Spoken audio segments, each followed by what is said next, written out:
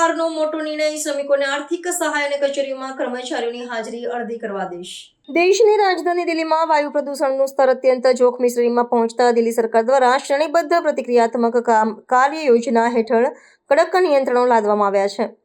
આ યોજનાના અમલીકરણને કારણે બાંધકામ પ્રવૃત્તિઓ પર રોક લાગતા લાખો શ્રમિકોની આજીવિકા પર વિપરીત અસર પડી છે। પરિસ્થિતિઓની ગંભીરતાને ધ્યાને લઈને મુખ્યમંત્રીએ અસરગ્રસ્ત બાંધકામ શ્રમિકોને 10,000 રૂપિયાની આર્થિક સહાય પૂરી પાડવાની મહત્વપૂર્ણ જાહેરાત કરી છે, જેથી શારીરિક શ્રમ પર નિર્ભર પરિવારોને આર્થિક ટેકો મળી રહે। પ્રદૂષણના આત્યંતિક સ્તરને ઘટાડવા માટે વહીવટીતંત્રે આવતીકાલથી તમામ સરકારી અને ખાનગી કચેરીઓ તેમજ વ્યવસાયિક એકમો માટે નવી માર્ગદર્શિકા જારી કરી છે। નવા આદેશ અનુસાર હવે તમામ કચેરીઓ માત્ર 50% કર્મચારીઓની ક્ષમતા સાથે જ કાર્યરત રહી શકશે।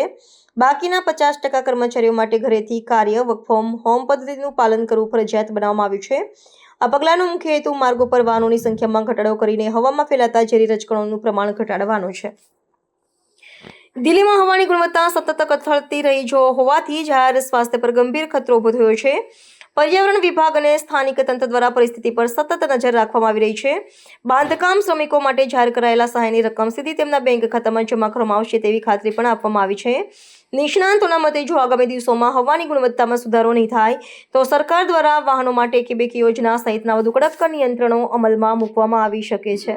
दिल्ली में ग्रैब थ्री जब लगा था तो 16 दिन के लिए ग्रैब थ्री दिल्ली में लगा था। 16 दिन सभी कंस्ट्रक्शन का काम दिल्ली में बंद था। अब ग्रैब 4 लगा हुआ है। ग्रैब 3 के दौरान जो कंस्ट्रक्शन का काम बंद था उससे दिल्ली के कंस्ट्रक्शन वर्कर, निर्माण मजदूर प्रभावित हुए थे। खासतौर पे जो लोग दिहाड़ी के हिसाब से काम करते हैं, जिनको रोज का काम का पैसा मिलता है, उनकी आमदनी बंद हुई थी। मुख्यमंत्री महोदया के द्वारा दिल्ली के लेबर डिपार्टमेंट ने, श्रम मंत्रालय ने, श्रम विभाग ने यह निर्णय लिया है कि सभी रजिस्टर्ड वेरीफाइड जो कंस्ट्रक्शन वर्कर हैं, निर्माण मजदूर हैं, ग्रैब 3 का कंपनसेशन 10,000 रुपए सबके खातों में दिल्ली सरकार के द्वारा भेजा जाएगा। ये ग्रैब 4 के लिए भी, जब ग्रैब 4 समाप्त होगा, ग्रैब 4 के दिनों को भी हम काउंट करेंगे और ग्रैब 4 का भी कंपनसेशन हम सभी रजिस्टर्ड वेरीफाइड कंस्ट्रक्शन वर्कर्स के खातों में भेजेंगे। तो 10,000 रुपए दिल्ली के हर निर्माण मजदूर जो रजिस्टर्ड है और वेरीफाइड है उन सबके खातों में दिल्ली सरकार के द्वारा सीधे उनके खातों में डीबीटी करके 10,000 रुपए भेजे जाएंगे। ये निर्णय लिया गया है। दूसरा निर्णय जो दिल्ली सरकार के द्वारा किया गया है, श्रम विभाग के द्वारा किया गया है, ये बहुत ही इम्पोर्टेंट है, क्योंकि जैसा कि आप सबको मालूम ही है कि जो हमारा कमीशन है एयर क्वालिटी मैनेजमेंट का दिल्ली के अंदर, उसने कुछ गाइडलाइन जारी की थी और बाद में हमारे पर्यावरण मंत्रालय ने, पर्यावरण विभाग ने भी कुछ गाइडलाइन जारी की थी। आज श्रम मंत्रालय ये निर्देश जारी कर रहा है सभी प्रतिष्ठानों के लिए, दिल्ली के सरकारी और प्राइवेट सभी प्रतिष्ठानों में कल से मैक्सिमम केवल 50% अटेंडेंस अलाउ होगी। बाकी 50% लोगों को वर्क फ्रॉम होम ये मैंडेटरी सभी प्रतिष्ठानों को देना होगा। ये हम लोग कल से लागू करने जा रहे हैं। दिल्ली के जो भी सरकारी हो या प्राइवेट हो, बिजनेस हैं, ऑफिसेस हैं, सभी को मैक्सिमम केवल 50% आपकी फिजिकल अटेंडेंस ये आप रखें और बाकी 50% लोगों को आप वर्क फ्रॉम होम ये कल से तुरंत लागू करें। इसके लिए हम लोग आज श्रम विभाग के द्वारा एडवाइजरी जारी की जा रही है और डायरेक्शंस जारी की जा रही हैं।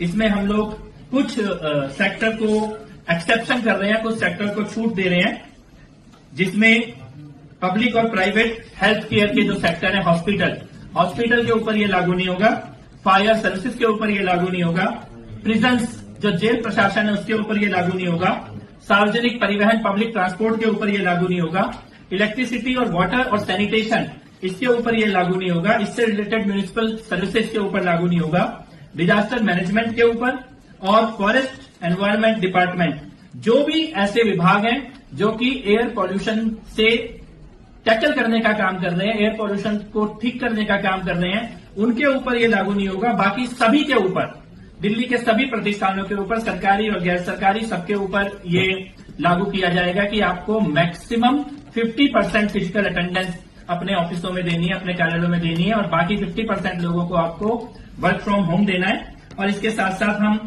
ये भी कहना चाहते हैं कि ये all private offices functioning with in NCT Delhi shall operate not more than 50% staff capacity attending the workplace. The remaining staff shall mandatory work from home. ये लेबर डिपार्टमेंट की तरफ से हमारी गाइडलाइन है और इसमें ये भी हम उनको अपील भी हम साथ में कर रहे हैं 50% मैंडेटरी करने के साथ साथ कि आप वर्किंग आवर को फ्लेक्सिबल कीजिए। जरूरी नहीं है कि आप पूरे स्टाफ को एक ही पर्टिकुलर टाइम पे बुला के एक ही पर्टिकुलर टाइम पर वापस भेजने का काम करें। इसको थोड़ा डिवाइड कीजिए। अगर कुछ पर्टिकुलर स्ट्रेंथ को आप 10 बजे बुला रहे हैं तो बाकी को 12 बजे बुलाएं और इसी प्रकार से जाने का टाइम भी आप लोग चेंज करें और वर्क फ्रॉम होम के जो नॉर्म्स हैं इनको पूरी तरह से सख्ती के साथ लागू करें और कोशिश करें कि जितना ज्यादा कम गाड़ियों का इस्तेमाल हो, कार पूलिंग की जाए। अपने ऑफिस के स्टाफ को मोटिवेट करें, प्रमोट करें और जरूरत हो तो इस प्रकार की नीतियां बनाएं कि अगर सभी लोग एक ही जगह से एक ही डेस्टिनेशन में आ रहे हैं तो आपस में कार पूलिंग करके आए। इस प्रकार की भी गाइडलाइन हम जारी कर रहे हैं। इसमें मैं ये आपको बताना चाहता हूं कि हमारा ये जो आज की गाइडलाइन है इसको अगर पालन नहीं किया जाएगा, इसकी नॉन कंप्लायंस होगी तो एनवायरमेंट प्रोटेक्शन एक्ट 1986 के सेक्शन 15 और 16 के अंतर्गत इसमें जुर्माने का भी प्रावधान है। तो ये दो बड़े निर्णय हम लोगों ने किए हैं। पहला निर्णय सभी निर्माण मजदूरों के खाते में 10,000 रुपए और दूसरा निर्णय आवश्यक एसेंशियल सर्विसेज को छोड़कर बाकी सबको मैंडेटरी 50% मैक्सिमम अटेंडेंस और बाकी वर्क फ्रॉम होम। ये गाइडलाइन आज श्रम मंत्रालय के द्वारा जारी की जाएगी।